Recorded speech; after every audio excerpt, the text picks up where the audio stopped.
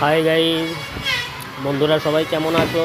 আবার তোমাদের সামনে চলে এলাম কাজ করাকালীনে ওপেন কাজ করা। নিজের হাতে কাজ করে থাকি।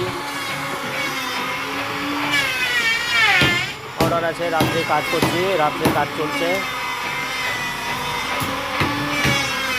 যখন ভিডিও করছি তখন প্রায় 9:30 বাজছে।